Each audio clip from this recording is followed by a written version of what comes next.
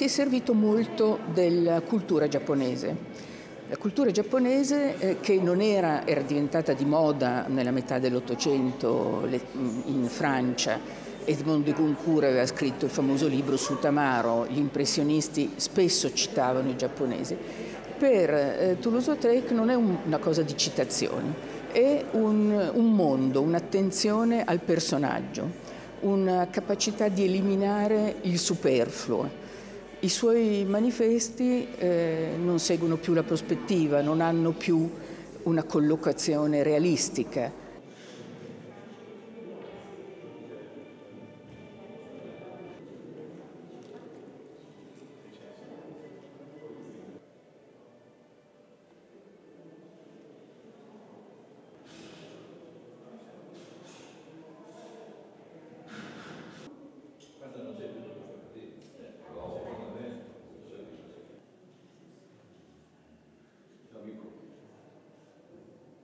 Le parcours montre très volontairement des lithographies, des dessins, des affiches, des tableaux, simplement parce que pour Toulouse-Lautrec, il n'y a pas de hiérarchie entre tous les moyens d'expression qui sont les siens, et nous retrouvons un fil conducteur qui est son talent de dessinateur, son trait nerveux, élégant, son travail de coloriste et bien évidemment sa passion pour le portrait, pour l'être humain quel qu'il soit, que ce soit un chanteur, une femme de l'aristocratie ou une prostituée.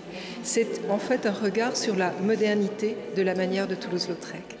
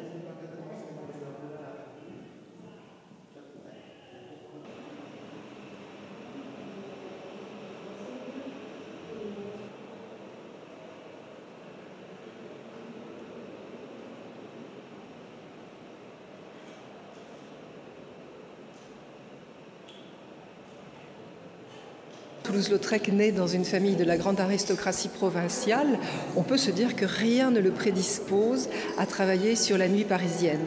Et pourtant, quand il arrive à Paris, il va s'immerger dans Montmartre, devenir à la fois un acteur de la vie montmartroise et un témoin de cette vie. Et en fait, il faut vraiment replacer cela dans le contexte artistique de la fin du XIXe siècle, en évoquant ces sujets comme ceux de la modernité, du quotidien.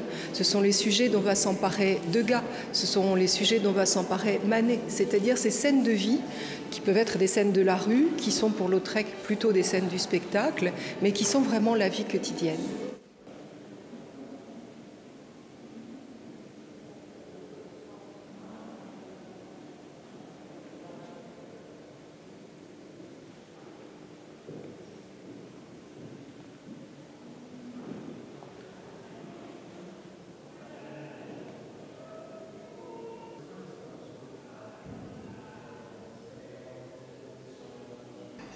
Una delle conseguenze, io credo, di questa mostra e della lettura di questa mostra, che una volta messe insieme tutte queste, diciamo, radici colte, no? L'uso della fotografia, il riferimento al Giappone, la vicenda del post-impressionismo, quello che veramente rimane è un'idea di donna moderna.